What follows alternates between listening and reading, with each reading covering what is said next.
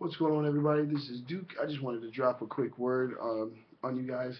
Listen, sometimes God's going to have you do things that people don't understand, people may not like, they don't get. Look, do what God called you to do no matter what people think. If you get caught up serving people and, when you're serving God, He's going to use you and move through you to serve people. And it's always going to be the kingdom. It's always going to be truth. It's always going to be right. Don't let people make you feel like you're not doing the will of God just because you're not, doing what they want you to do, what they think you should be doing for God, or because you're not doing what they want you to do the way they want you to do it. Because anyone that gets into that thinking is thinking out of control. They're thinking out of that's an abusive relationship. They're trying to make you think that the only way you can be doing God's will is with them and through them and doing things their way. That is not God. Okay, now, what does happen is that there is order, okay? And order doesn't mean abuse. Order doesn't mean control. Order doesn't mean manipulation. Order doesn't mean being deceitful. What happens is that when you're actually obeying God, you will fit perfectly into the flow that the kingdom of God is already going in. You will fit perfectly into the flow, like there's an ecosystem to the kingdom of God. God is building something, and when you're obeying God, you're playing your part in that system that already exists. You are connected to the Abrahams, Isaacs, and Jacobs and the prophets of old. You are part of that system. So when you obey God, you're playing your part in the will of God Himself. But as soon as you start listening to people, those people have now placed God, and now you're in the will of people trying to please God, not in the will of God. And the crazy part about it is those people, they can be in the will of God for themselves. If you're following somebody who's in the will of God, but you're not following God yourself because you're following people, guess what? You have now authored your own confusion. You have now created your own confusion. And you will sit there and you will watch as somebody else's visions and dreams and all that stuff is manifesting, and everything inside of you will be dying because you're following someone who is following God. However, you're not following God. It's very important that you, if you have a desire to be a Christian leader, that you understand sometimes God will tell you to go when you want to stay, and He's going to tell you to stay when you want to go, and you don't owe anyone any explanation. You do what God called you to do.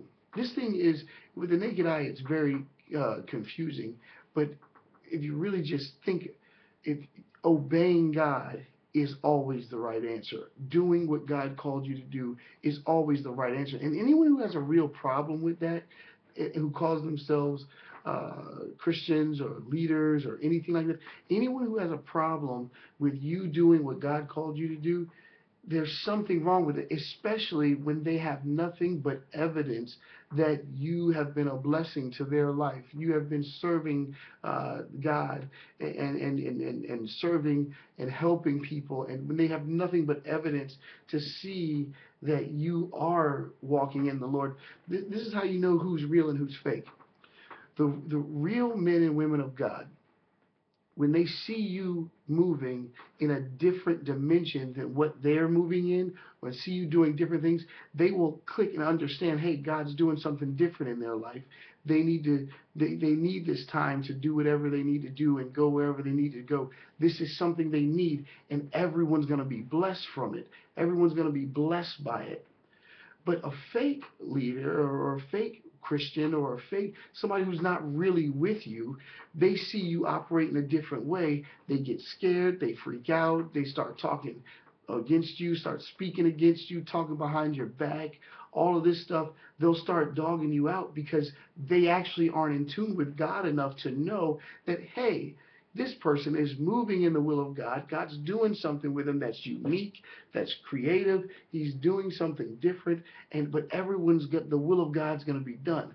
And then, the person that's just playing with God or playing with you will be the person that, because you're not doing things their way, or they don't see the direct connection to them, they start, you know, trying to stop you. Now they want to come against you or speak ill of you, or try to make up stuff about you and things like that. And it's so funny because these will always be these people that say that they're your friends, they're your brothers, and they're your sisters, and they love you so much. But I'm telling you, if you really want to find out who's for you and who's really against you, who's on your side, if you really want to find out, obey God. Really listen to the voice of God. Really do what God called you to do, and you'll find out who's really for you. You'll find out who's really with you, and who's really praying for you. You know what I mean? Like Christians love to say they'll pray for people, and then they forget to pray. They really don't. But I'm telling you, if you really want to know who believes that you are special and that you hear from God and that you really love God, do exactly what God tells you to do, and watch how many people turn their backs on you.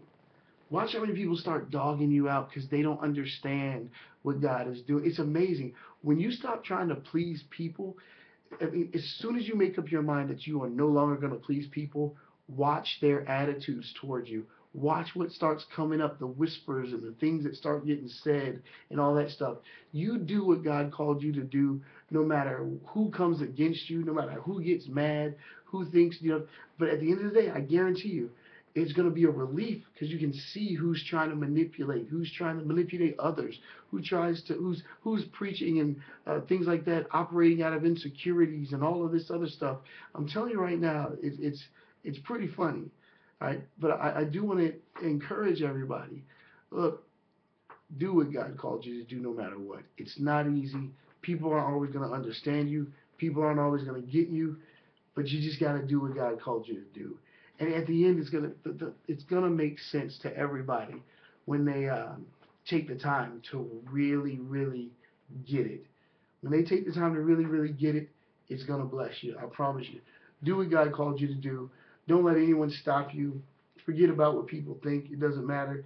At the end of the day, doing what God called you to do, you will be more blessed and less stressed. You'll have more peace. You know what I mean? You will be able to fight from a better place. You'll have the proper soldiers and weapons and warfare that you need to have a true victory in your life. It's a blessing to serve God. It's a blessing to walk with God. I stepped down from all the pastoring and all the stuff that I was doing. If I hadn't did that stuff, I probably was going to go crazy. So like I was going through a lot, you know what I mean, and I needed rest. And so people can say whatever they want about me, but I needed rest, and I needed to go home to be poured into. I needed to go home to my home church, which is Freedom Fellowship, where I could really soak in the presence of God and get refreshed, restored, set back on fire for God, get my mind right, you know what I mean? And it is awesome. I don't care what people think. I don't care how mad people are or whatever, because I got what I needed so that I could be more effective for the kingdom of God. And I'm not afraid of that. I'm not ashamed of that. But I had to do what I had to do to be a blessing to the kingdom of God. And now I'm ready to come back stronger. I'm ready to come back more pumped up, more passionate, fired up, more word, ready to preach the gospel on a whole new level. Like, we're going to have some fun. We're going to make a difference. If you can't be happy because I went through pure hell and it almost destroyed me, but God brought me back up and He brought me to a new place and a better place. If you can't be happy for me, I don't want you in my life anyway. Peace.